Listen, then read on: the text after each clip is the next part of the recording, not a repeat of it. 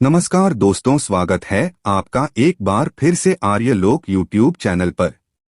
दोस्तों, आज की कहानी ज्ञानवर्धक कहानी है। यह कहानी एक गुरु और उसके शिष्य बनने की चाह रखने वाले दो युवकों की है। इस कहानी को पढ़कर आपका मनोरंजन तो होगा ही और बेहतरीन सबक आप सीख पाओगे। दोस्तों, एक जंगल में एक साधु महात्मा रहा करते थे। उनकी ख्याति दूर दूर तक कई राज्यों में फैली हुई थी। लोग उनके ज्ञान और समझदारी की वजह से उनसे प्रभावित होकर बहुत दूर दूर से उन्हें खोजते हुए इस जंगल में आ जाया करते थे। एक दिन दो युवक इन महात्मा की खोज में इस जंगल में आ पहुंचे, जहां एक बड़े ही सुंदर रमणीय स्थल पर महात्मा अपना गुरुकुल बनाकर रहा करते थे। वे दोनों ही इन महात्मा को अपना गुरु स्वीकार कर उनसे शिक्षा प्राप्त करना चाहते थे। महात्मा कई युवकों को शिक्षा दे चुके थे, लेकिन वे किसी भी युवक को शिक्षा देने से पहले उसकी कसौटी किया करते थे। इन दोनों युवकों को महात्मा ने देखा तो वे उन्हें अच्छे घर से लगे और उनकी परीक्षा लेने की महात्मा ने तय किया। महात्मा ने दोनों युवकों से कहा कि मैं तुम्हें अपना शिष्य जरूर बना लूंगा, लेकिन उसके लिए तुम्हें मेरी एक शर्त पूरी करनी पड़ेगी। युवकों ने महात्मा से कहा कि आप जो भी कहेंगे हमें मान्य है।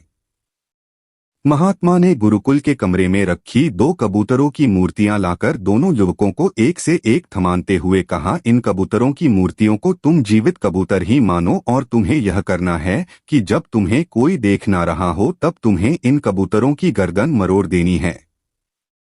जब तुम ऐसा करने में सफल हो जाओ तो मेरे पास चले आना। दोनों युवकों ने अपने अपने कबूतरों को ध्यान से देखा। दोनों ही कबूतर बहुत सुंदर से और उन पर बहुत अच्छे से रंग और आकृतियां बनी हुई थी। दोनों के मन में ख्याल आया कि इतनी आसान और सरल परीक्षा से गुरुजी हमें क्या सीखना चाहते होंगे।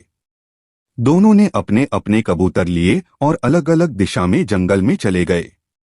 एक युवक जंगल में थोड़ी दूर गया, जहां एक सुनसान मैदान उसे दिखा। उसने चारों तरफ अपनी नजरें घुमाकर देखा और यह निश्चित करने के बाद कि उसे कोई भी नहीं देख रहा है, उसने अपने साथ लाए कबूतर की गर्दन मरोड़ दी।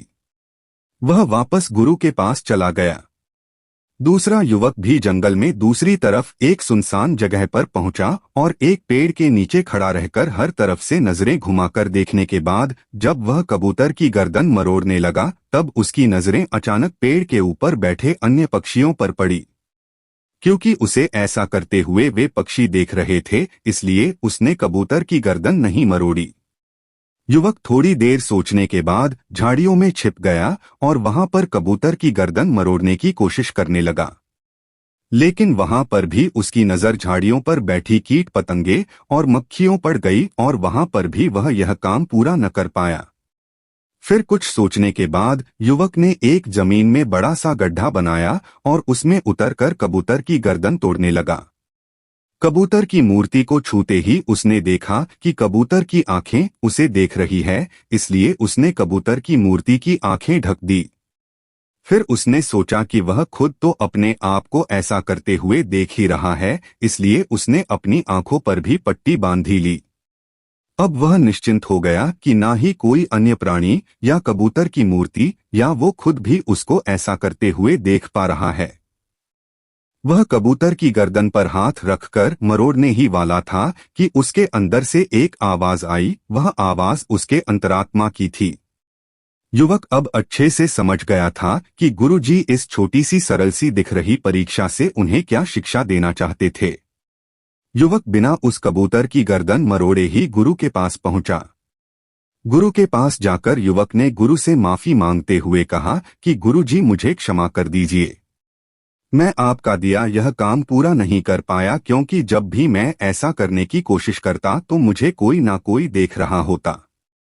जब मैंने यह सुनिश्चित कर लिया कि बाहरी दुनिया में मुझे कोई देख नहीं रहा है, तब भी मेरी अंतरात्मा और वह परमात्मा मुझे देख रहा था, इसलिए मैं इस परीक्षा में पूरी तरह असफल हो गया। दोस्तों, कहानी से हमें शिक्षा मिलती है। महात्मा ने उस युवक को शाबाशी देते हुए कहा कि तुम इस कसौटी में असफल नहीं बल्कि पूरी तरह से सफल हुए हो। इस कसौटी से मैं तुम दोनों को यही सिखाना चाहता था कि हम जो भी कार्य करते हैं वह उस परमात्मा से, उस परम शक्ति से कभी छुपा नहीं सकते। इसलिए हमें कोई भी कार्य उस परमात्मा को ध्यान में रखकर की करना चाहिए, और जब हम ऐसा करते हैं तो हम कभी गलत कार्य नहीं कर पाते। दोस्तों, कहानी आपको कैसी लगी कमेंट में जरूर बताएं, और वीडियो को लाइक करें, शेयर करें और चैनल को सब्सक्राइब करें। अंत तक बने रहने के लिए आपका बहुत बहुत धन्यवाद।